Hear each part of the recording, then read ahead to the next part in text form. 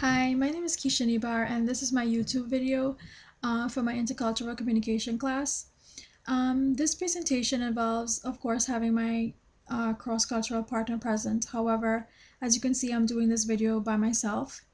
My partner's father passed away about 2 weeks ago, and she's now out on FMLA until further notice. I did reach out to her to express my condolences to her and her family, but I couldn't find it in myself to ask her about the presentation. I haven't heard from her at all, and this presentation is very important to me, but I'm sure this is probably the last thing on her mind, if it is on her mind at all.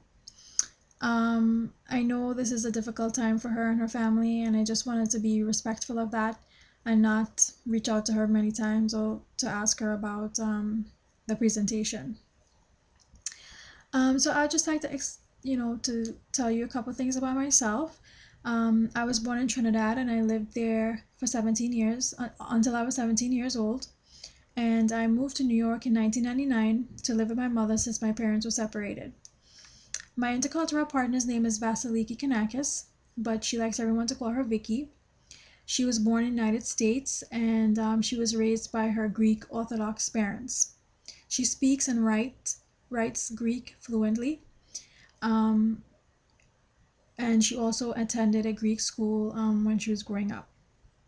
I chose Vicky as my cross-cultural partner because she stood out from other people that I knew at the time. She was the only person that I knew who had a Greek background, and I thought it would have been very interesting to learn more about her and her culture. Vicky and I are co-workers. We met about 4 years ago and we work at Winthrop University Hospital in the finance department. Having selected Vicky as my partner for this class, I've learned a lot about her that I probably would never had the opportunity to know of. Vicky's a very nice, she's very understanding. She also has a very vibrant personality most of the times. But there are days where she's sometimes sad and probably depressed. Vicky was born with a congenital arm and hand deformity, and there are days where she sometimes thinks that she's incompetent or people look at her weird or judge her. She tries very hard not to let this bother her or to take over who she really is, and to not look at herself as being a disabled person. She she married a Puerto Rican man. They have a 10-year-old daughter. However, they're going through a divorce right now. Okay, so first I'd just like to get into some of the topics that we discussed throughout the semester in my intercultural reports. And the first activity that we did in order to start the communication process. We had to go shopping for craft materials because we were involved in a craft event to make get well cards for patients that are terminally ill and they're actually admitted to the hospital long term. So me and her, we were involved in this project. So we went out to shop for the materials, and we went into a diner to get something to eat. And this is where the topic of stereotypes came in. So stereotypes is basically a fixed image of a person or a thing. And we all tend to do this at times, but we just sometimes never aware of it. So while we were there, as you know, a diner, the menus are very long and it gets overwhelming. So she asked the server if he can probably recommend something for her to eat. So he assumed because she was Greek, that she would want a gyro or probably something with lamb. And Vicky became very angry because she explained to me after that, this is something that she had to deal with all her life. People stereotyping her and assuming that because she was Greek, she had to do this and she had to do that, and she eats this and that she doesn't eat that. And it's very frustrating growing up as a little girl and now into an adult and having to deal with the same thing.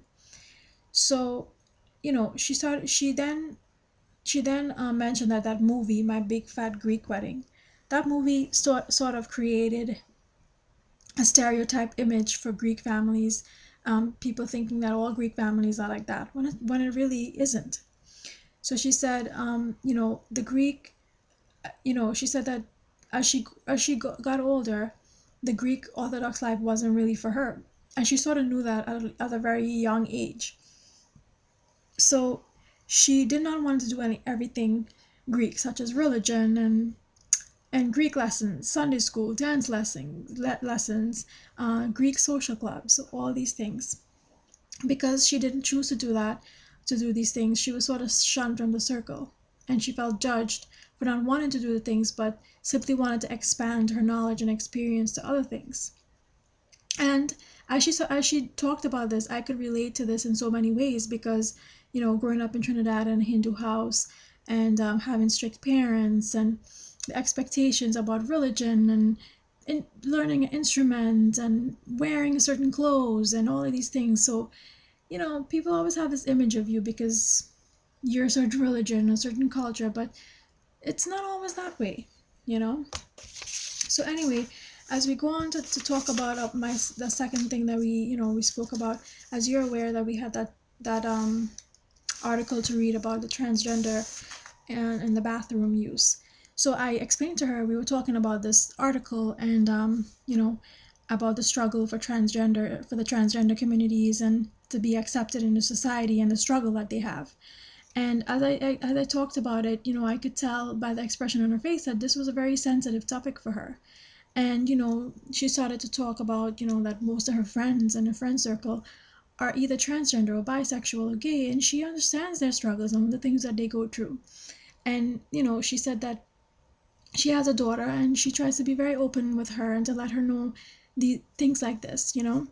And even if her daughter goes into the bathroom and then there's a transgender person and she has a question or whatever, she's going to be able to explain that to her. She's not going to make something up, make a story up just to sugarcoat things.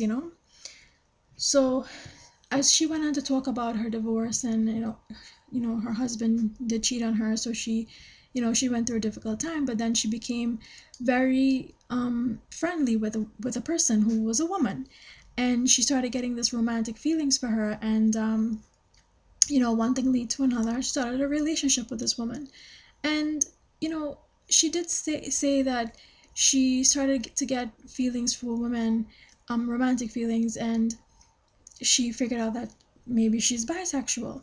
And but it's hard for her. She said it's difficult for somebody to express who they truly are deep down inside. And for example, Vicky cannot blatantly come out and say, listen world, I'm a bisexual, because she said what her parents would do, and she needed help with her daughter and she couldn't have her parents not to sort of leave her out of it, and she would not be accepted, and she just felt like you know that she just wished that things could be a little more understanding in the world.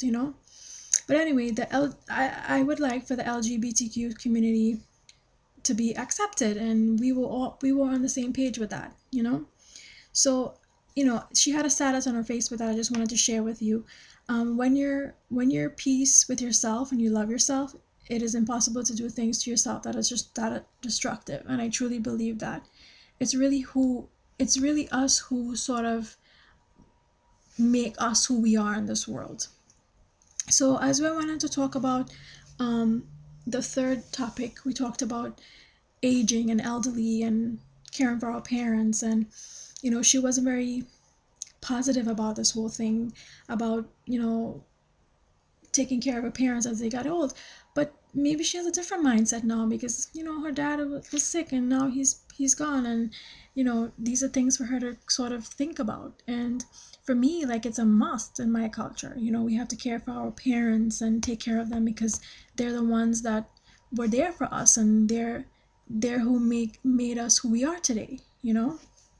So you know I just feel like in my opinion that you know aging is we're all going to go through that. And you know when I have my own kids, like, I would want them to care for me because I would do everything for them to be who they are. So as I go on to talk about the last thing that Vicky and I had the opportunity to sort of communicate about was I recently celebrated a holiday, and we talked about it. I'm a Hindu and we celebrate Diwali, Deepavali, it's a festival of lights, and we talked about all the food and the sweets and the things that we do and the fasting and everything. And she has always been very welcoming about my religion and my culture, and always wanted to learn more about it and more about the food and the things that we do and um, the gods and all these different things. So she has always, given me that welcoming feeling, and it's very nice to sort of tell somebody about something, about your culture that they're not already aware of. So this class has been, has been very, um, I don't know, I don't know the word. It has been very interesting for me, and at times it was hard to sort of communicate with Vicky because you know, sometimes you never know, like she wasn't inviting to sort of approach her to talk about, to communicate or even to ask her question and stuff like that.